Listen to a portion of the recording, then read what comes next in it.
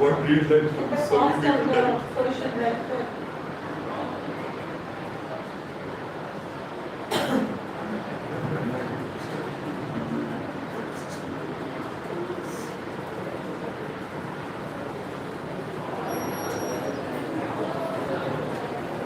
we can start. People can talk. I'll just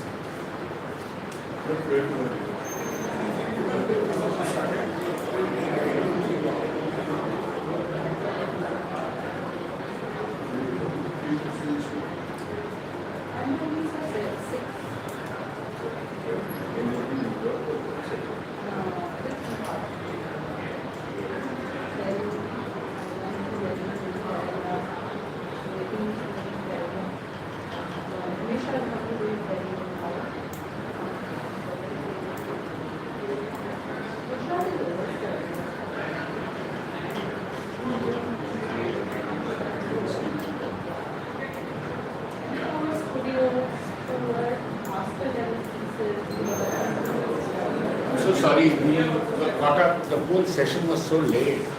That one, Swami was. Now people will come because there were a whole bunch of people in that session we just got over. So if you don't mind 2-3 minutes, I think many people will drift in. Who were all stuck in that. That was also very urban, that session. What is it called? What is it called? Swami Tour, the mapping program for habitations. So it is in rural areas. yeah, but it is very urban in the sense it was about habitation. So a lot of people were there, and it was quite chock-a-block because lots of state presentations from them. Are you picking up the new topics which are fast coming up, like Tirupur, Agra, Bhubaneswar? Is something working in Ludhiana? Is something working on those stuff? Yeah, so some of But the they're going work. at 8 to 9%, yeah, in addition to our major towns, 10 towns. These are going very fast. In terms Surat, of, Baroda, and Gujarat, Rajkot. in terms of land records, most of them have a record, but the extension records maybe. So some states are working on it. So Karnataka was talking about how they are going beyond this Swamitra program. This is Himavan Bhatara that in Tamil Nadu has done excellent work in women's hostels under this scheme. That was very impressive. So this was mostly about the mapping side. There is a separate, I think some session Naksha has also been discussed. I'm not sure where. I can't keep track of it. What is happening? 6 program in parallel.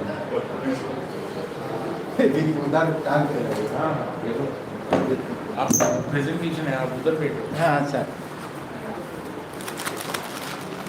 Is that Pradeep? Yes, that's the. Oh, wonderful. Pradeep, please come. Welcome. Yeah, welcome. We are waiting for you. We were also in the Swami procession. Everyone is stuck in Swami. It's actually such. It was very rude to get up and walk out. No, but it's also very good work done in that. It's wonderful. So in the start we have for figures, colors. Just waiting for people to come. Yeah. We just wait for some more people to come. And then I'll just see.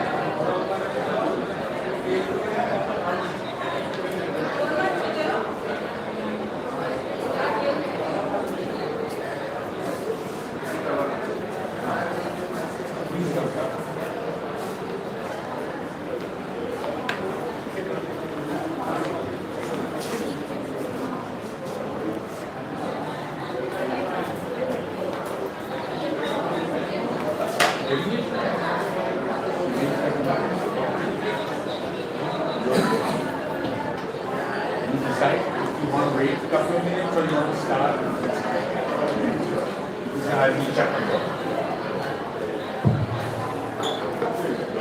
Very good afternoon, friends. I think this is a very interesting session on reimagining land and development through the lens of national housing missions. We have a very distinguished panel here. Sejal is a very distinguished professor of Accept, and she's done a lot of work on assessing what is really going on the ground in these housing missions.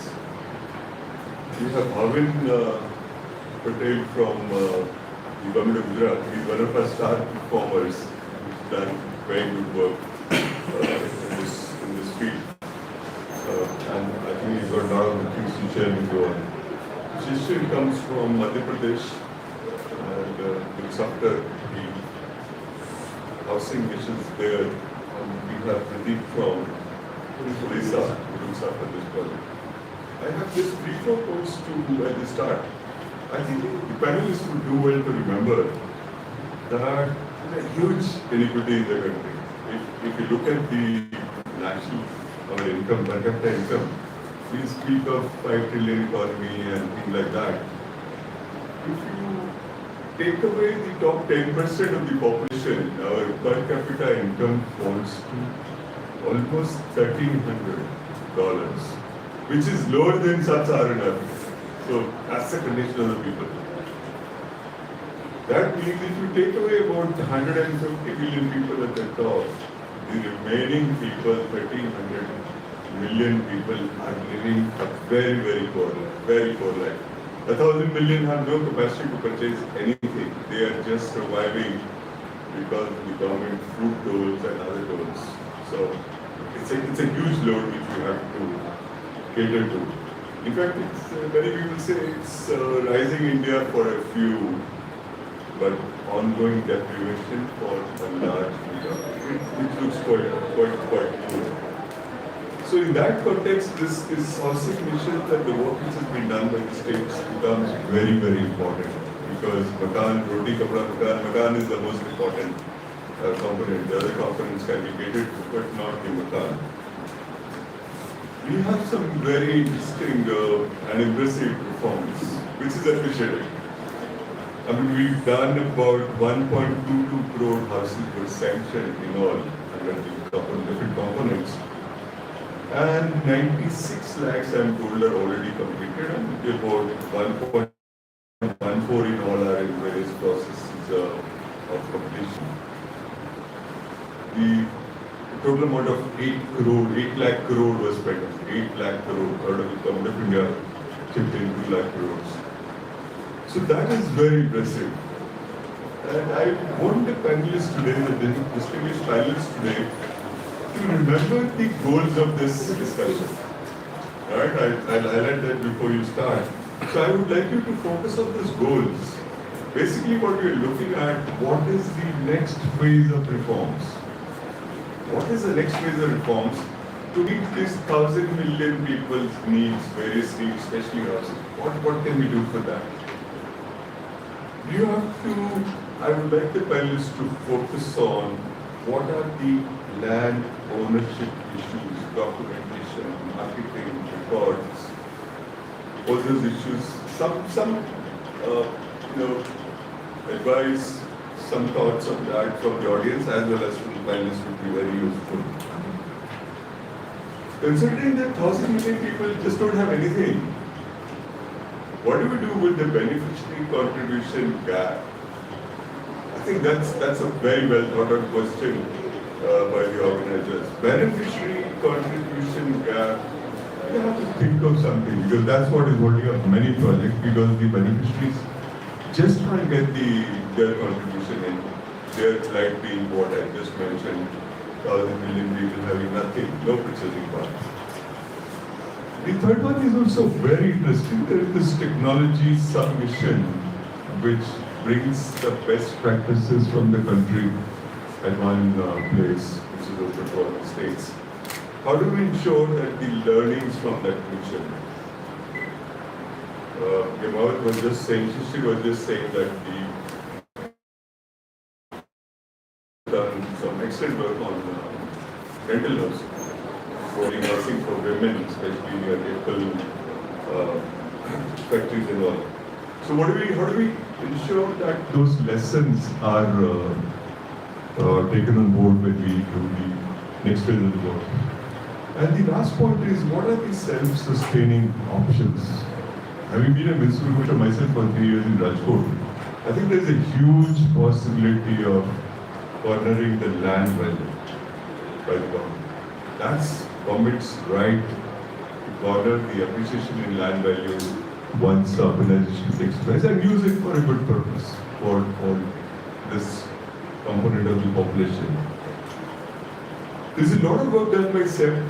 Sejal was telling me yesterday, if the ECRs were properly managed and adapted, a lot more land could be available. A lot more land will be available. There are unnecessary margins in poor areas where already land is so limited.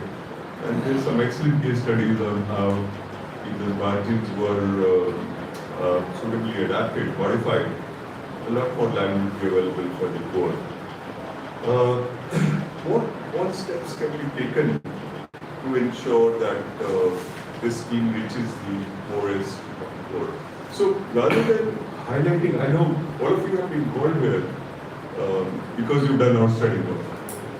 That goes without saying. Gujarat, Madhya Pradesh, Odisha, you've done outstanding work, and Sejapan, of course, is the key person in analyzing the work done. So focus on these 4 goals, which I just mentioned. That's the goal of this group. So kindly focus on these goals. With this, I have the pleasure of inviting my teacher, Professor Dr. Sejal Patel, to enlighten us. She's been a really big guide to me when I was chairman there. I learned a lot from her to talk about the issue and enlighten the house. Yes. So what we'll do is about 10 to 12 minutes each participant, each panelist. And then you can ask some questions for next 2-3 minutes and then the next one. Is that okay with everybody? Yes. Okay, let's go. Then over to you. Thank you so much for kind words. Are we coming in the way? Can you see the board? Yes, we can. Okay. Go ahead. Kind words, sir, and of course, so vividly setting the context of the agenda. I would like to take you forward. Let us look at what are the national initiatives for this kind of affordable housing and what have been some of the local implementations. With the specific Sure. The specific example of Ahmedabad, what has been happening in India. So, what the government of India has done is simultaneously initiated different types of instruments to facilitate and meet both housing need and housing demand. By 2035, there is likely estimate that about 25 million housing need, 25 million houses, and a demand of almost 95 million houses. So there is a need for the government to be both a provider of housing, where housing is thought of as a welfare good, but also as an enabler of the market, where housing is thought of as a private good, and the markets are incentivized to augment the supply and through lowering the some of the rates and barriers to the market. So with this in the focus to meet housing need and demand, where housing is a welfare good and a private good, the Government of India has initiated simultaneously two types of instruments. One is incentives to supply mechanisms by Ministry of Finance, and second is subsidy to consumer and supply mechanism by Ministry of Housing and Urban Affairs through PMAY program. To match with this, there are state initiatives and local implementation, and I will just take one city's example to see how this is converting. So if we see, if you can see here, these are the policy instruments by both Ministry of Finance and Ministry of Housing and Urban Affairs. If you see housing as a ladder, the need is in the lower two rungs of the ladder, EWS and LRT. It's a need because they are not able to meet the cost, continue to live in substandard housing, and the market doesn't cater for it. To help them address the housing shortage there or the need, the MoHUA introduced the PMAY program with a focus of 1 crore 12 lakh houses. And this was because, if you remember, Kundu Committee and their estimate of housing shortage in India in 2012, it was 18 million. And in response to that, MoHUA first started with a target of 20 million, but then later on changed it to 1 crore, 11 million per PMAY. So this is how the national target was set up for PMAY. Beneficiary-led construction, affordable housing in partnership, credit-linked subsidy, in-situ slum redevelopment, and also the ARLC, which was added post-COVID. These are the 5 verticals, and I think some states give it the experience of each of the verticals.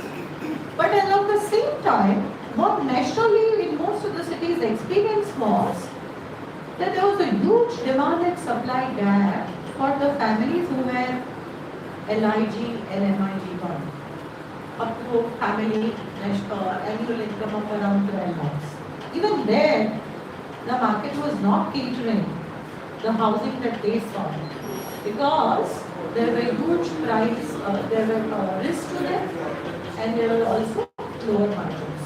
To incentivize this supply, Ministry of Finance has introduced 4 very important initiatives. One, income tax exemption under Section 80 IBA for the supply mechanism, so that there is no income tax to be paid for such kind of housing which is created. GST deduction to such consumers of such a housing, and then each one has a definition. In most of this, the housing price has to be 45 lakhs, and size has to be between 60 to 90 square meter. Then infrastructure status, in order to improve access to finance for supply mechanisms and to consumer, housing has been also given infrastructure status, affordable housing. It means that the supply mechanism will be able to access external commercial borrowing the way a LRT or a MRTS developer could also do from external markets, non-domestic markets.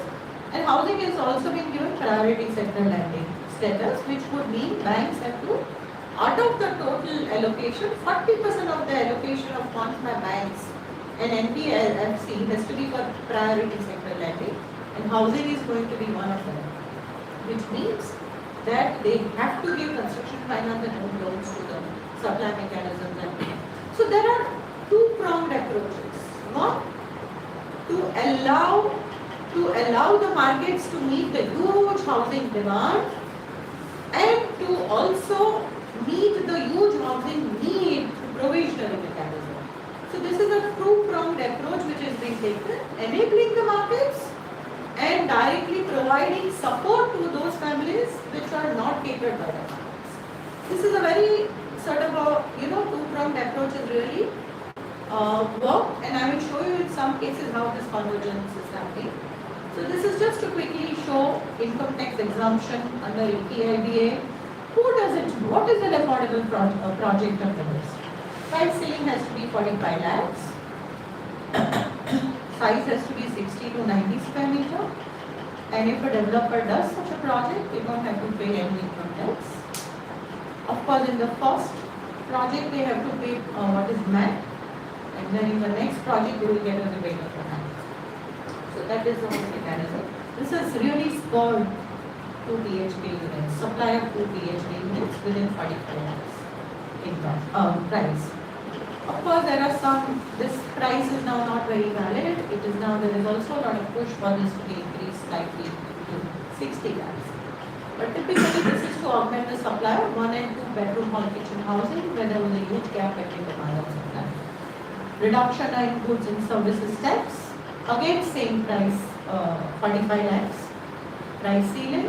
And here the GST has been reduced from 5% to 1%. Again, this is also with the view, and the sizes are the same. All of this by Ministry of Finance.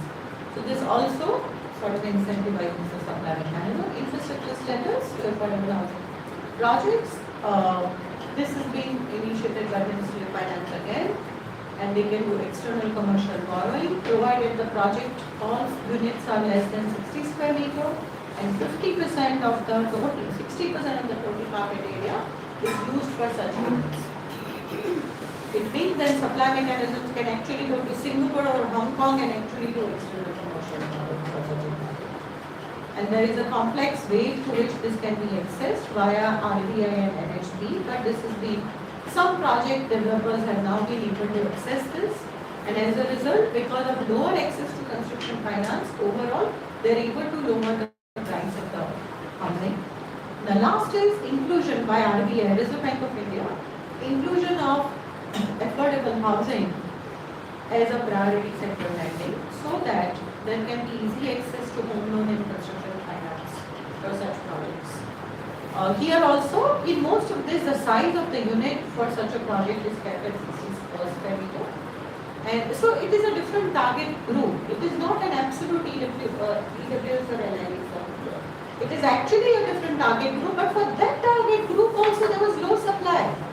And to augment the supply, this instruments have been put in place. Now let's look at what is happening when it comes to Pradhan Mantri Awas Yojana, target of 1.18 crores, so 11 million about. 4 verticals, affordable housing in partnership, which was there. Then beneficiary-led construction, where families could build on their own plot, a unit, and then credit-linked subsidy, where the government was not in the picture, directly for each of the family to buy their own house. They were once they were approved, the bank would give them interest subsidy for the home loan, provided they were an EWS family. In some states, like in Gujarat, under EHM, I think they extended the credit-linked subsidy to also LIG, MIG 1 and MIG 2. And so they actually, there was no funding for this from Government of India, but the state said that they will be actually funding this subsidy. So this was the addition that the state did under credit-linked subsidy. Now, while this is at the national level, at the state level this is matched because it has to be implemented at the state level. Now, as I said, there are two-pronged approach, a national enabling mechanism and a provisionary mechanism. This is what you see. 18 states have their own affordable housing policy to implement the PMAY's affordable housing vertical. And 5 states have both enabling policy and also provisionary policy in place, and Gujarat is one of them. So for us, affordable housing projects are implemented through MMGY, Mukhyamantri Gru Yojana, where the housing is treated as a welfare good, but at the same time, the market-based affordable housing is initiated through RAH regulations within ECR. And I'll show you how that pans out. So there are some states which have both the policies in place, and this is how it is getting implemented, MMGY and its experiences. And then I'll also come very specifically to the context of residential affordable housing zone. But what is interesting is how the developers are able to converge the incentives of the national government and the RAH to bring and to sort of implement, affordable housing projects, more for LIG and middle income group, in the context of the residential affordable housing zone in Ahmedabad.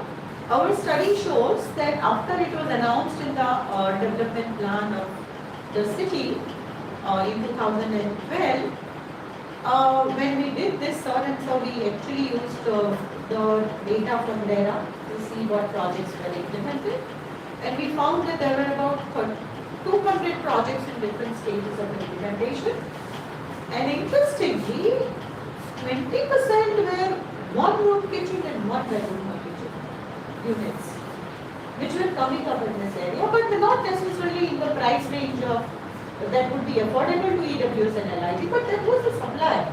And this the developers could do by converging with the national incentives also. And this has been the overall markets which emerged in the RAS zone, and the different kind of target groups which were there. What we found in the area of Vastral and Nico, the best supply was coming up, and it actually without any subsidy, the markets could cater 1 BHK to EWS families without any subsidy, just because the developers were able to leverage their owned land and also take the incentives under the Government of India's policy instruments. So this has been overall experience and some case studies to share. This is one such project in the Western Ahmedabad, Southwest, where the developer has interestingly converged RH regulations benefits with ATIBA, a reduction in GST, and also for their consumers link them to Pradhan Mantri Awas Yojana's credit link subsidy. So they are able to converge the bits and all the instruments which are being offered, so that overall there is an affordability for the end user, and they are able to. So supplier is able to in the price range of 20 lakhs typically the profit margins are low, but the developers are able to supply because we are able to convert all of these policy instruments at the developers over there. So this is supply side incentives. They take incentive under GDCR, under section 80IBA, and the kind of what does it translate into their overall investment, and then demand side incentives. What does it really mean? Both when they look at PMAY credit link subsidy and then also reduction in GST which goes to the consumer. So this is how convergence is happening at the local level between the various instruments which have been initiated by the Government of India. And this is how I'm sure it is also happening in other cities as well. So some other examples. I'll stop here. I'm saying my key takeaway is that housing is both a huge need and a huge demand in this country, and which requires both the state to be a provider to meet the huge need, and this is done typically through PMAY 1 and now PMAY 2, and at the same time it's a huge demand, and a large section of the society where they have some affordability but market is not catering for them. The demand has to be also, the markets have to be enabled to meet the demand, and so that's why this dual and multi-pronged policy instruments are put in place to make this happen now, so that both the need and the demand can be taken. I'll stop. Thank you, Professor Sejan. Any questions?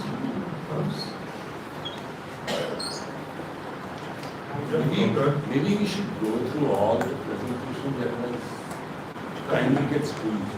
This particular, afterwards we'll, you will say. No, I just wanted to is there a tendency, like something I saw in Mumbai, I don't know if it applies everywhere, is there a tendency because the limit is like 45 lakhs? So is there a tendency to kind of build housing that is closer to the upper limit rather than towards the lower limit? And I see that as a, in Mumbai, like you see Mahara is building, a lot of the homes end up being like 60 lakhs and something like that, which even for a 6 to 7 lakh the home is not affordable necessarily with the family and everything. So just wanted to understand, like, how do you also kind of, I know with the RAH rules, like it allows multiple, but how can this incentives also allow for like incentivize developers to build for slightly lower, like not reach the upper limit, always aim for the upper limit? Yeah, thanks. It's a very good question. The incentive-based mechanism means the developers will stop below, at a point and not below that. So the lowest they've gone is a supply of 20 lakh price of 20 lakh, which means that a price to income ratio of 4 is affordable to families whose incomes are 5 lakh. Right? That's above EWS. So through the incentive-based mechanism, the markets will not be able to supply to the poorest of the poor. And that is why you need to also have the subsidy-based instruments, and that is where PMAY comes in. So both, as I say, the need and the demand needs to be equally targeted at the same time, rather than only the need or only the demand. If I just have a follow-up question, maybe. Ma'am, but what something that I remember, I think Indian Institute of Human Settlements did a study of PMAY data, and what they see is in urban areas, the CLSS subsidies are, compared to DLC and others, the CLSS subsidies have the lowest like distribution as far as they, like compared to a lot of the other incentives. So in urban areas where maybe a BLC model of financing may not work, like is there a maybe a problem where the credit link subsidies, because I also worked in housing finance for years, and like the credit link subsidy is something that our bank was like, okay, we will not promote that much because that doesn't come on time or something like that. So like there are also these policy instruments which may be functional in reality, but like even like private institutions who are offering that are like hesitant to promote that sometimes. So like I don't know if that is a question. So nationally, out of 1 crore, so 11.8 million that's what I talked about, I think 30% is credit link subsidy. And different states have done differently in each of this. For instance, when it comes to beneficiary-led construction, Kerala, Tamil Nadu, Odisha, Andhra, Telangana, they have done well. Gujarat, maybe, and Madhya Pradesh. But when it comes to credit link subsidy, Gujarat and some other states have done well. And there the state is not even in the picture. It's directly between GUDCO and SBI as Central Nodal Agency, approving the applicants, the total numbers, and the HFCs and banks. So I think, I found in fact that credit link subsidy is working well, but you are right. In the initial year, there was a lot of problem in getting the file moving. Right.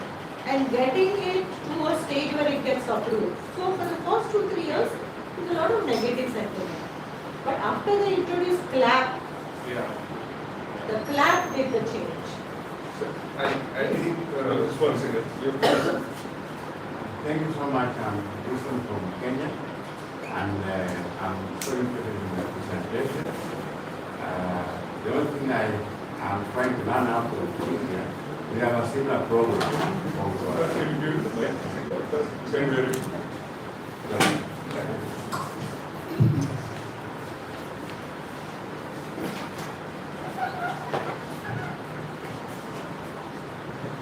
Thank you very much. I'm Wilson from Kenya. I'm a lecturer at the university. And I said that I'm really interested in the study, but there are things I want to find out. Like we have a similar program in Kenya, that's comparison. I don't know how it's working in India. Then two, it is the people who are working, who are taxed to sustain this project. Anybody who is employed by the government is paying money. I don't know how the financing model in India is working. Thank you very much. Can you repeat your question? My question is. My friend, why don't you come a little nearer to us? Okay. Sorry. Please. I was saying, we have a similar program in Kenya of affordable housing, and apparently, like you guys, India is far ahead of us. But I'm just concerned about, is it a compulsory to provide housing, affordable housing to the poor, or is it voluntary? Some people cannot afford, right? Like in Kenya, it's like comparison. Now the problem in Kenya is that the funding is through taxation of anybody who is employed. Like personally, I have a house, but the government is still taxing me for affordable housing. I just don't know what is the experience they need. Thank you. Thank you. So it's a voluntary. It is for when it is incentive based, thank you. When it is incentive based, it is voluntary for the developers, supply mechanism to decide where is and in what specific context they want to invest into this. If they do invest into such a project, they will have to make sure that the price of all the units are less than this amount, so that they don't pay any tax. And the size of units are smaller than this, so that they get all the incentives. But it is voluntary, so it's not that anybody can. Everybody must do it. But if they do it, they get this incentives. That's the idea of the incentive based. It is matched further by the inclusionary zoning and regulation. Again, where they say if you follow this size, you will get this incentive in zoning, and again it's voluntary. So, and the experience has been fairly good. The more liberal you get in this context, the less will be non-compliance by the markets. The more tight and rigid systems and regulations you will have, the experience has shown it does not work. Wherever it is compulsory for developers to provide, it is not work. So that's why here there is a slightly different and more liberal approach. Excellent. Any other? You are doing that you were research, agency of regulation. So what we have seen in the past few years, that is especially post-COVID, is that the price of properties, especially in the tier 1 cities, are growing so much. And when you look at the supply of units, whether by the private developers, nothing comes in the less than 45 lakh segment. So it is not possible to provide any unit in that segment, even though they keep it in the 300 square feet or 600 square feet size. So when we make the size as the defining factor, what happens is a 600 square feet unit may be provided, but then it comes at a much higher price. So what we have seen through data in the last 5 years is that the supply of units in the less than 45 lakh segment is actually declining. It is not increasing. So that is one of the things that we need to address, because otherwise it may not be possible for us to meet that goal that we are, a target that we have set. Yeah. So what are the lessons for this thing? So I have 3-4 takeaways here. Sir, the NAREDCO president has been also saying this for some time, that 45 lakhs is not working for 5 cities. NCR, MMR, Chennai, Bangalore, and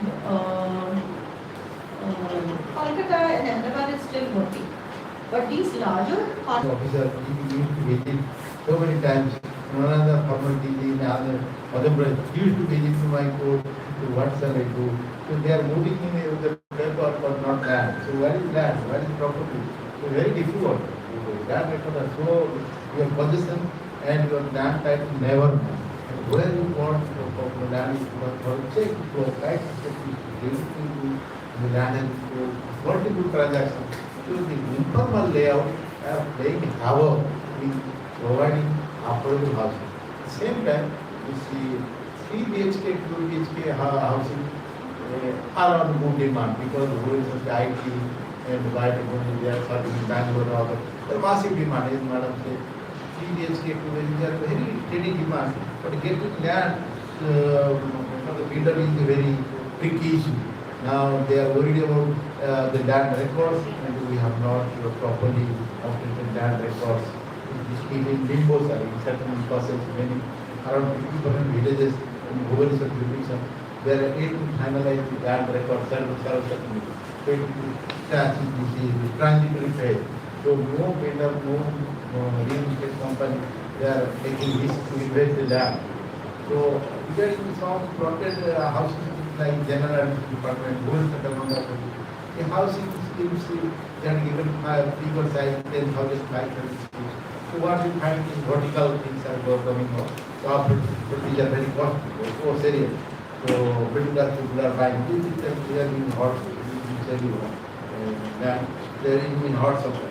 So one issue the government has taken up again issue on land, town planning scheme. So what our state government is doing, that they motivate people to farm land, let us have a model or other issues. We should take down the town planning scheme. We will provide all plant community so that in case your project will be done, so you will go for the housing. So that is now doing well. 4 villages they have already completing the town planning scheme. I hope that will provide housing. The other side, this old town, Is it similar to the Gujarat model? yes, sir, similar to Gujarat model. So people are accepting. Instead they are resisting. You have to have 5,000 square feet floor, you will reduce to 2,500, 2,000, 2,000, 40% of the size will reduce. So we have to provide them facility, infrastructure. So that is there. The main issue that highlights is about that.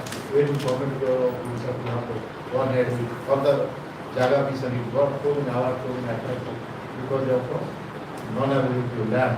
The small size of slums, sometimes in government quarter, in residential quarter, is not very good for a developer to invest and raise the apartment, small size apartment for the person. So stringency in regulation has been reduced. So initially, it's a very interesting development we have taken because of stringency in supply of housing. So many people, this plotted houses can have 18 feet road, wide road, 18 feet and 16 feet. So BDA and board that always will provide 20 feet or 30 feet road will never will give you a layout approval. So most of the private builders, they will sell their from land. So if you wait on 2-3 years, they wait to High Court. High Court failed to do justice. So that see our earlier experiences with the grounding, there is no drainage and no sewer facility, only like we want to provide at least 2 feet road to habitable. But now the same conditions will there. So small houses will be built, so bigger houses will not be built, so that 18 feet or 16 feet road, informal roads will be there. So some very proud, some will be taken up so that because they have already sold the land, nobody is going to make a road. So that is problem. Informality and some adjustment is being taken up to address the stringency. Otherwise, it will be fewer. Thousands of plots are all 12 foot road, 16 feet road. It is just like less than village road. So that is creating problem. So at a time, nobody could come to begin to enforce the plotted layout scheme. Very costly, but you want to build a house immediately.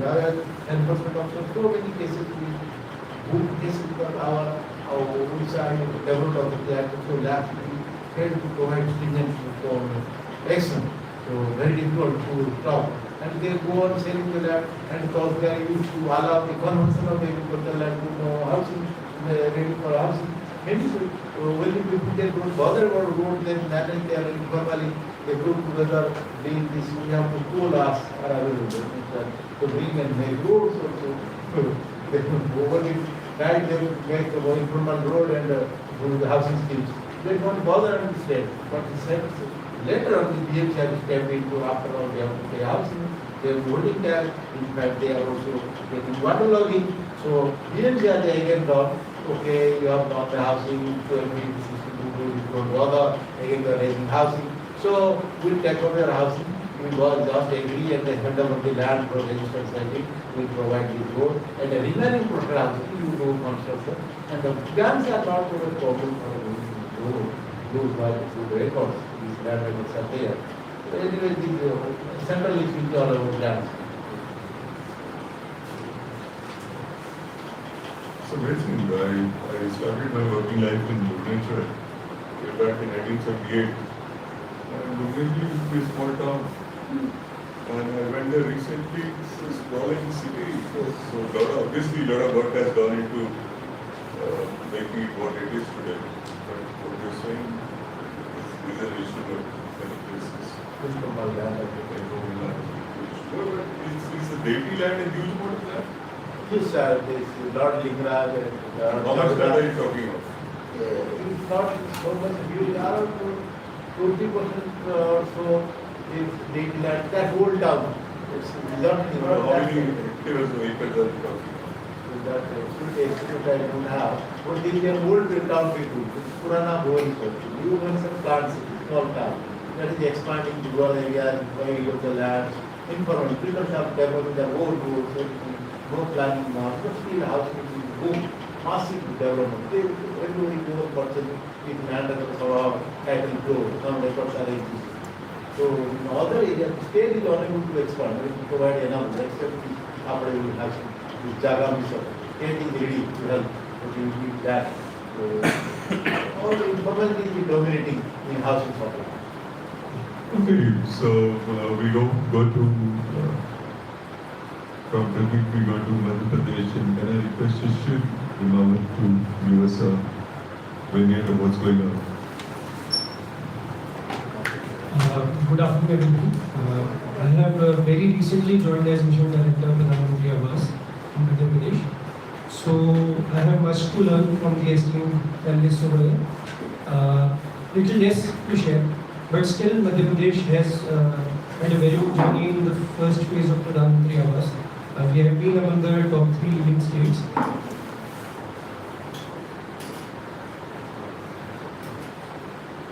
So if you permit, I'll just share a brief presentation. You have 10 minutes. I'll probably take less than a minute.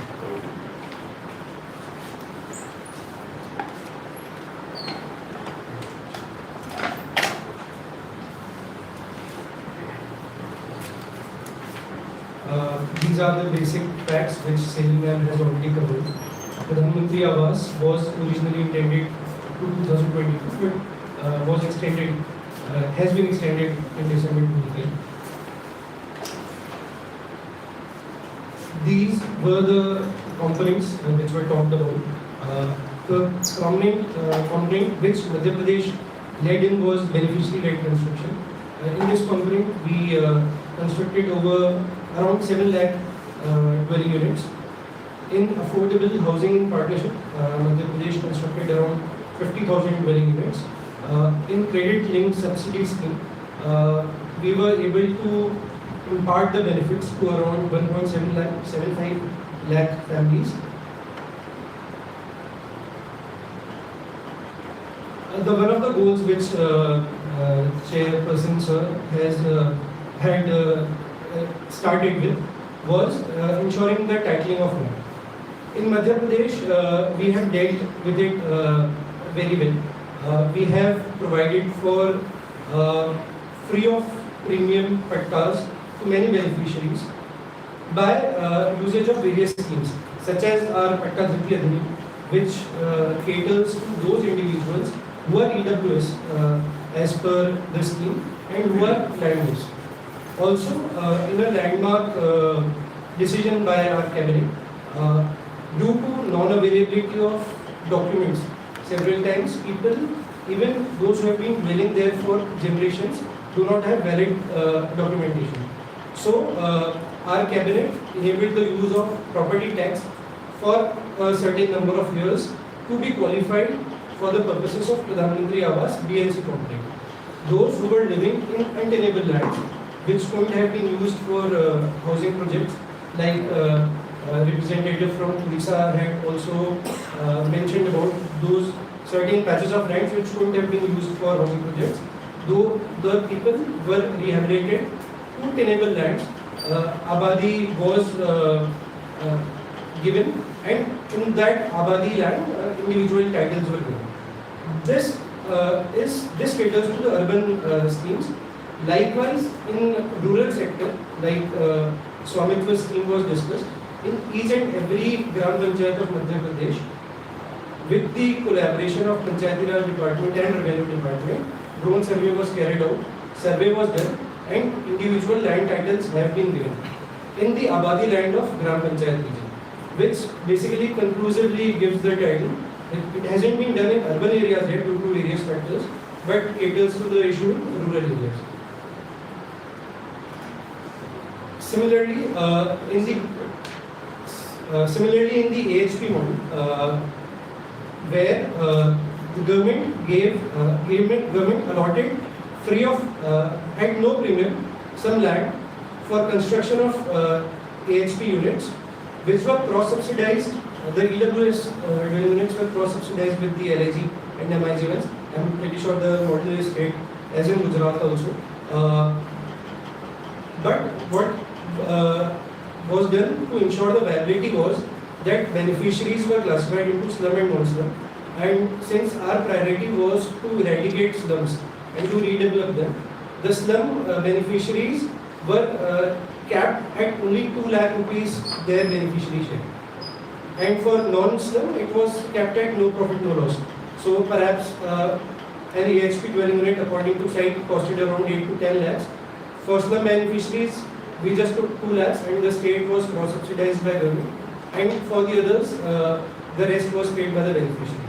Also, the convergence by other government schemes such as Amrut, such as Vishesh Nidhi, such as Ashray Shulk, was done to ensure that the AHP sites were more viable. Also, another important point was beneficiary selection and ensuring that they have the financial capacity to be a part of this. And those who did not have, the state made a provision of a tripartite agreement where the ULB was a guarantor of the remaining beneficiary share, which was to be submitted by the government. Similarly, some other initiatives were that whenever anti-encroachment drives were made by districts or government at large, those encumbrance-free lands were first prioritized for dwelling units for EWS. This has been done in the phase 1 of Pradhan Mantri Awas. What we are now looking forward towards is, as per the new guidelines, the ARH model, we look forward to learning about it also more, but the ARH model and affordable housing in partnership in private is which needs to be more worked about. Madhya Pradesh has come up with an integrated township policy last year, this year itself, where the pooling of land is being done in the ULB area, in the planning area, and semi-urban areas also, where according to different categories of cities, different pooling sizes of land, contiguous lands of say 10 hectare, 20 hectare and 40 hectares, according to the different categories. The provision has been made in the integrated township policy, where the private developers will be incentivized and facilitated by the government. Needless to say, the policy has been kept in mind to ensure the connectivity, the logistic routes, the livelihood possibilities of the being planned residential units.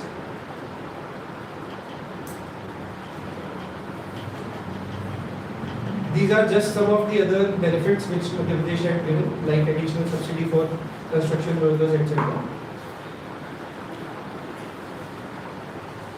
These are the figures which I had mentioned earlier.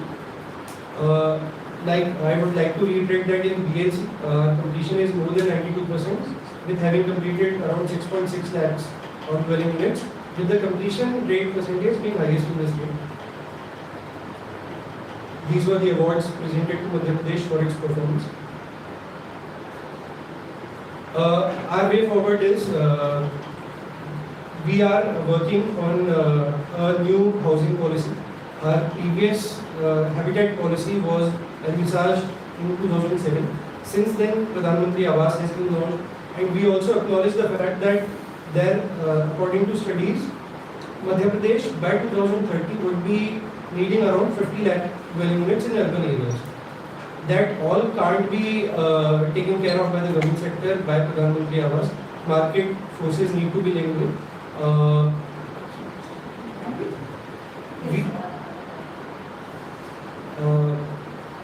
We are incorporating those things in the policy which we are going to come up with probably next month or latest by January.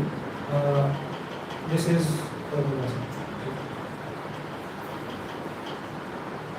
Thank you, Shishir. Excellent. The first shock which I got vis-a-vis Madhya Pradesh was Madhya Pradesh producing more wheat than Punjab. And I think the same trend of doing very well in other areas is continuing, as we saw in the housing project as well. Shall we hear of this? One minute, I know, so much cover. Okay, with this we move to the host state. I request Bhavin, who is one of our most experienced officers on this project. Thank you so much. Basically, most of Gujarat performance are covered in the current PPT. So I am not पकाता नहीं हूँ आपको ज़्यादा. मैं movie के through आपको जितना भी हुआ है गुजरात के अंदर what we can do and how to do, वो मैं आपको दिखा रहा हूँ.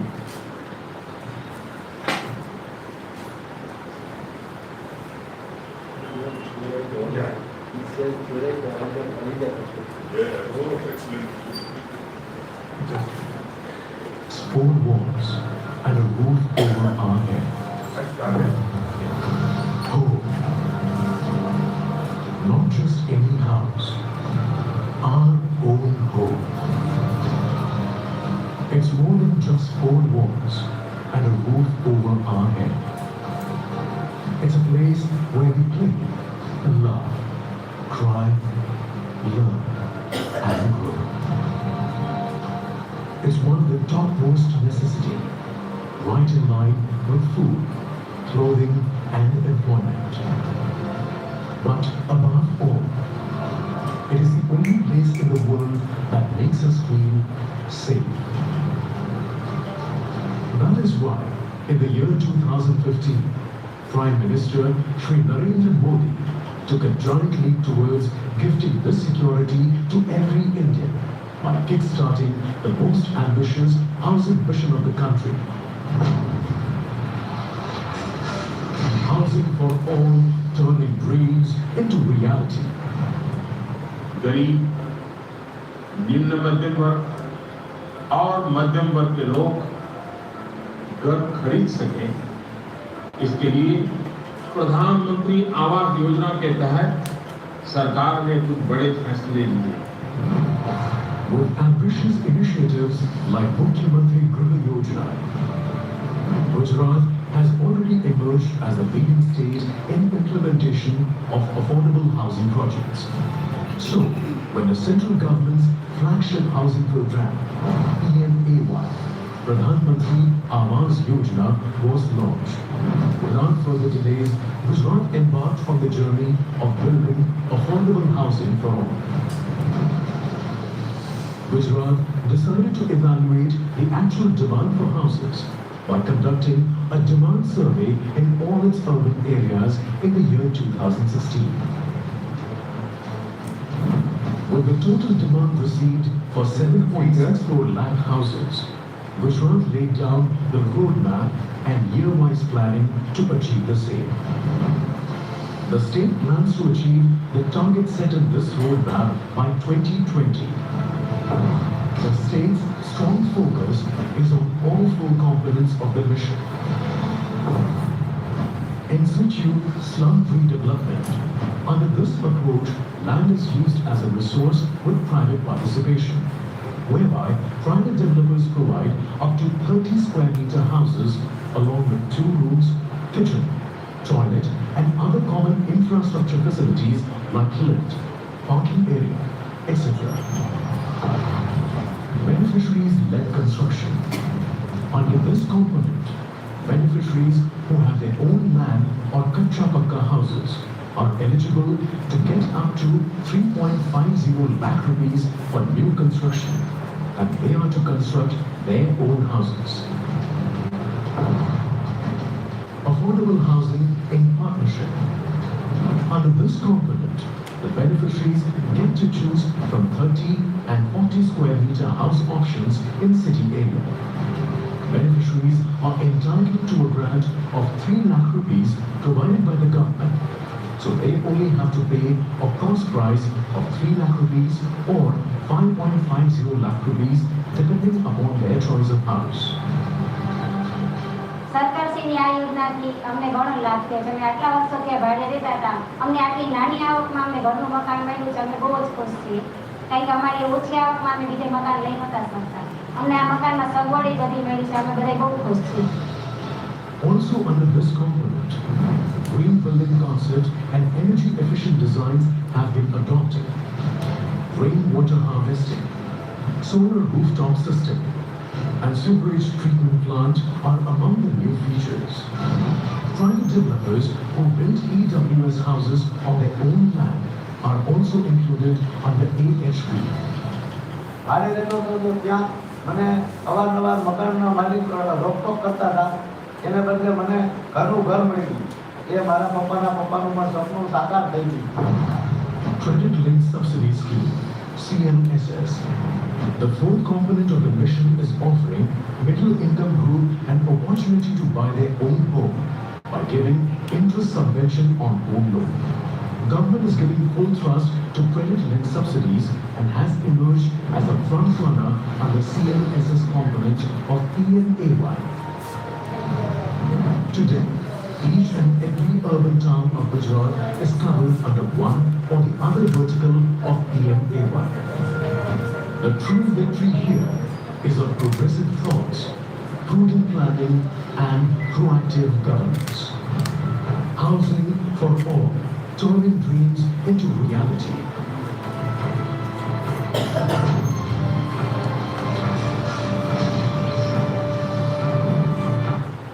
Thank you so much. Thank you. Hindi में तो बताओ, इंग्लिश में बताओ। बेसिकली जो प्रधानमंत्री आवास योजना गुजरात में चल रही है उसमें टोटल 2015 से हम लोगों ने डिमांड एसेस किया था 7.62 लाख का. उसके सामने we are giving 9.59,000 individual unit. It is almost completed, almost handover. We are using slum redevelopment policy. We are using slum redevelopment policy. We are using मुख्यमंत्री योजना. जो मेन इस कार्यक्रम का मुद्दा है लैंड कैसे कहाँ से निकाले, तो वो लैंड उगी नहीं जा सकती है. तो उसके लिए दो मेरा सजेशन है पहले को भी और स्टेट को भी जो मेरे पास रिप्रेजेंटेटिव यहाँ पे कर रहे हैं. बेसिक आप रीडेवलपमेंट जहाँ पे कर रहे हो वो वर्टिकल के अंदर G+2 की डिजाइन में जो था वो आप G+17 तक मैक्सिमम जितना यूटिलाइज हो सकता है वो करिए. पार्सल बी की जो जमीन बनती है उसमें अफोर्डेबल रेट पे आप मकान बना सकते हो. सेकंड स्लम में भी हॉरिजॉन्टल में जो था उस पे पार्सल बी की जमीन बचा के उसमें डेवलप कर सकते हो. सेकंड जो आरएच जोन डिक्लेयर किया है वो अक्रॉस गुजरात में अभी हमने लागू नहीं किया है. अहमदाबाद, सूरत, राजकोट ये 3 सिटी में मेजर चल रहा है. बट पूरे गुजरात में जब टाउन प्लानिंग के नॉर्म्स इंप्लीमेंट हो और तब वहाँ पे जो आरएच जोन डिक्लेयर करते हैं तो नंबर ऑफ लोगों का बैकएंड जो लाइन पड़ा रहा है जो अनयूज है वहाँ पे डेवलपमेंट ग्रोथिंग होगा तो ऑटोमेटिकली हाउसिंग अफोर्डेबल स्टॉक खड़ा कर सकते हो. So this is my experience from the PMAY. Thank you so much. Thank you. Thank you, Praveen. Any questions from the house? I have a friend, John. I just had a question for Shishir. No, Sir, Shibul, yeah. louder. I had a question for Shishir sir. So with regard to MP, what you have spoken about, in MP as you said there is you in order to provide, identify the beneficiary and provide them housing under PMAY, there was a free of premium pattas for PMAY BLC beneficiaries. So for that I just wanted to ask, how do you identify, because there is a lot of people who don't have pattas, so how do you identify the people who can be provided the pattas? And secondly, the payment of, you said in some places the people did not have any documents necessarily, so there you also enable the payment of property taxes to create documents. So can you just explain? Enable the payment of beneficiary contribution. Beneficiary contribution. I think I understood this question. Yeah. Those who did not have other documents but had property receipts of the past 5 years, 10 years, 14 years, they were allowed to put that as eligible documents for BLC beneficiaries in the first phase. And regarding how do we select the beneficiaries if they do not have, we have separate acts and separate rules. For example, currently there are 2 or 3 acts running. One is Patta Healthy Husband. So there are several rules laid down. The maximum size of the dwelling unit which can be there, the plot which can be there, for how many years he must be in the possession of that particular piece of land.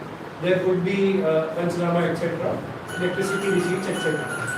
Apart from that, there are revenue circulars also, where if a person has been in possession for, say, supposedly 30 years, 20 years, if he wants to get a title, he can pay a premium of 5% of market value of that land at current rate. So these are some of the schemes where we enable the titling or some land documents to the beneficiary. So these are governed by rules, separate acts and rules, not by discretion. I can add. In fact, I wanted to find out whether you label these houses constructed under this PMAY. Yes. So everybody will be able to identify that this house has been Has constructed. been constructed. It will geotag also. Is geotag. Yes. At 5 stages. Only in the state of Kerala, Yeah. they are not geotagging or they are not putting the They flag. are not. They are not announcing. So Life Mission is not announced or formally that don't do the flag. But people don't want to and they are allowing that. Otherwise, we did a pan-India study with the state missions and we found in all the states that flag is there except in Kerala where the exception is given to the people. Because they also don't, I mean, it's also sometimes a matter of, Discrimination. yeah, an individual pride. Right. You know that you issue have of taken pride. subsidy. Ah. So only in Kerala that has been done. But if I may, what was the spirit behind your asking whether we tag them? In fact, in Kerala, there has been a consensus that it should not be tagged and it should not be labeled. It should not be discriminated. It should not be identified as a charity from the government or from the agency. I think that's a Right. Yeah, not a bad idea. But it's an interesting fact that Life Mission, which is the implementing agency, has not made a formal announcement like this. Yes. I think it Yes. They are not doing a GO or a government order to do this. They are allowing de facto practice of not putting a No, that's a de facto practice and it Yes. has been consumed, it has been. Yeah, it is considered by the allowed. government. I may be wrong, but I think it is the government of India rules also. Even in Pradhan Mantri Awas Gramin also. We do write the names of the beneficiary, etc. outside their homes So, once it gets constructed. so because it's a norm under PMAY to do this, Well, The, I'm basically questioning that particular norm. That should not be a good, that should not be a norm. That can be considered only their home. uh, Any other? Yeah, I'll Yeah. make a point, especially going by the theme of this conference on land.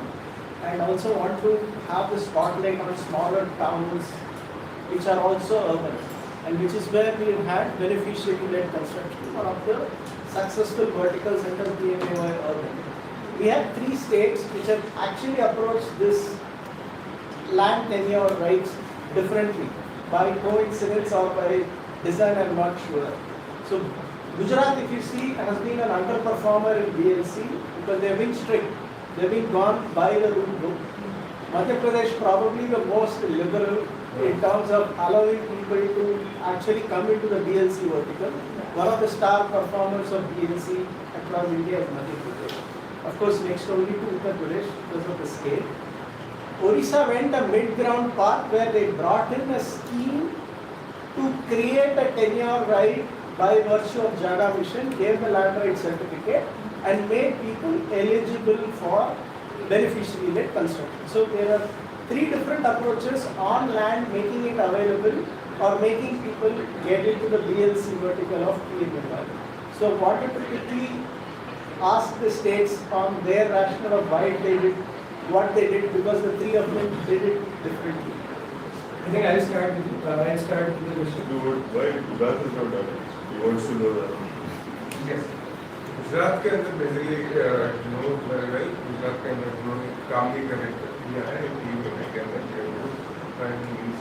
So basically what happened in Gujarat कि पट्टा का system Gujarat के अंदर नहीं है because of the land valuation is high secondly revenue जैसे कि इन्होंने बताया कि हमारे वहाँ पे लैंड रिकॉर्ड ही नहीं है that is a major issue Gujarat के अंदर वो ऑनलाइन सिस्टम है तो जो ऑनर है उसका ट्रांसफरेबल राइट्स मिला है तभी जाके वो 7 बार या दस्तावेज हुआ लीगल पेपर तब we are going with the scheme तो ये गुजरात के अंदर नॉट पॉसिबल है वो टोटल रिस्ट्रिक्ट किया हुआ है कि डॉक्यूमेंट लाओ और स्कीम का लाओ विदाउट डॉक्यूमेंट क्या करें सॉरी जिसके पास नहीं है वो तो वो अनएलिजिबल रहेगा वो एएचपी के अंदर जाए दूसरा सीएलएसएस में जाए many option are yes but yes BLC में लैंड ऑनरशिप है तभी जाके we are provide second one relaxation we are giving in agriculture land agriculture land है तो उसमें 10% वो अपना मकान बना सकता है so we are relax this once पहले नहीं था कि एग्रीकल्चर लैंड है सिटी एरिया में है बट उसके पास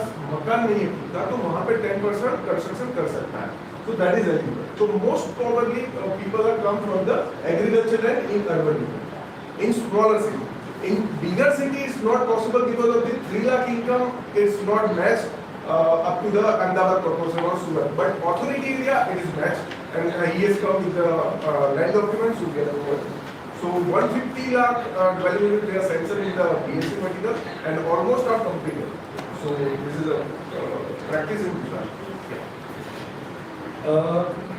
In the first phase of Pradhan Mantri Awas, I think we have saturated quite a bit of BLC for those beneficiaries also who were landless, etc.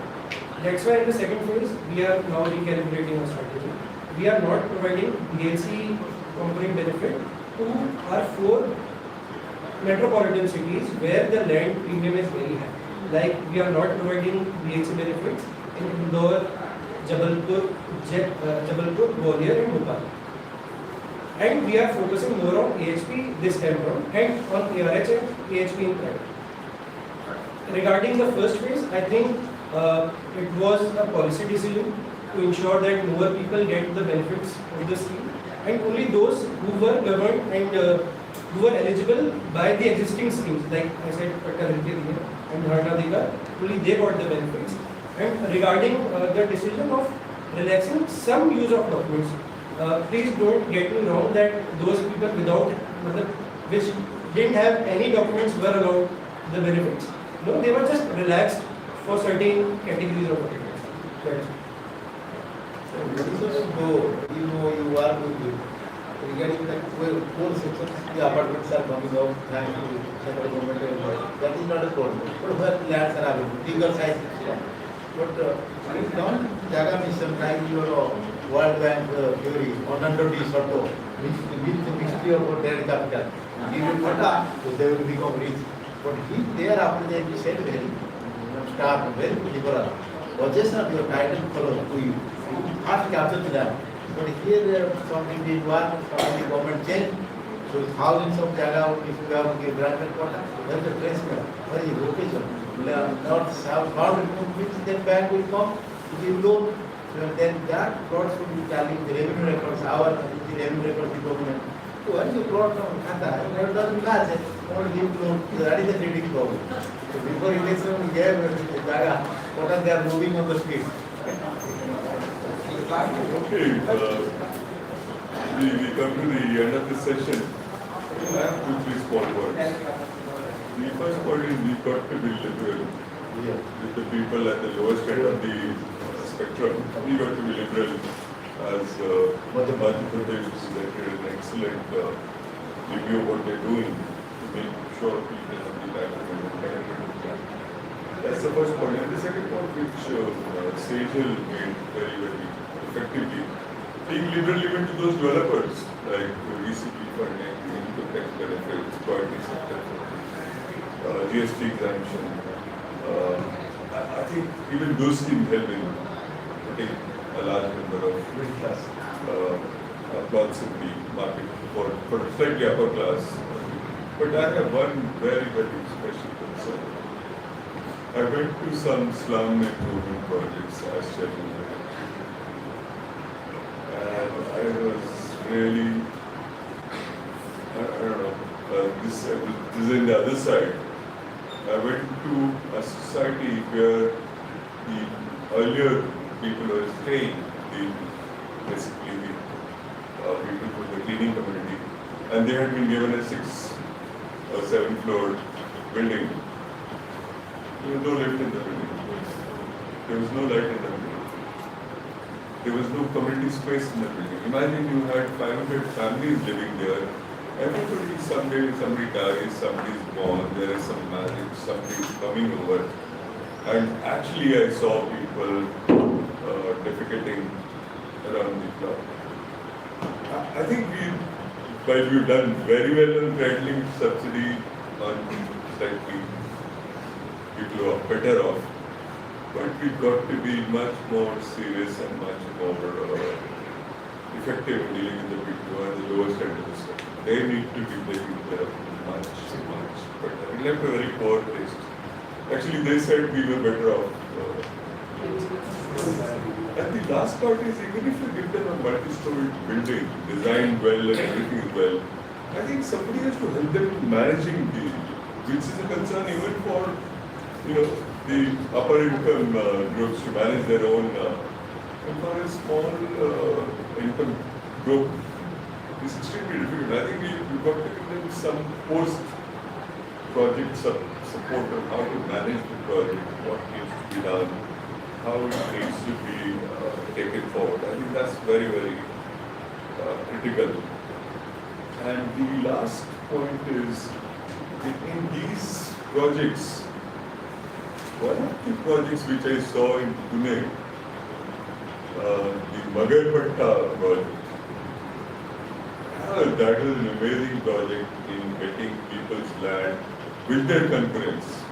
Happily they parted with the land because they also shared in the profit over the long term.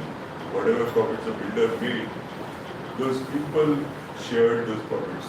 I was amazed. This person, Satish Magar, who took me around his township, he said he's got requests from at least tens of villages. Project. He's doing another project next to that Magarpatta. I think we've got to work with people where they should get the benefit, not 1 or 2 builders for the profit. Thank you, Nipa. I think it gives you some food for thought, but there's some very good people in the house add to your and Madhya Pradesh experience. Thank you for sharing the Odisha experience. Sejal always led me to where you and learn from you. Thank you, Vinodji. Thank you, Bhavan. And thank you for all of you for coming here. Thank you.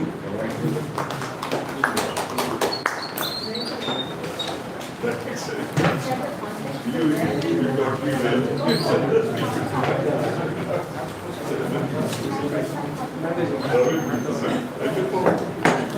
Will you stay for that? Arunachal and Kerala.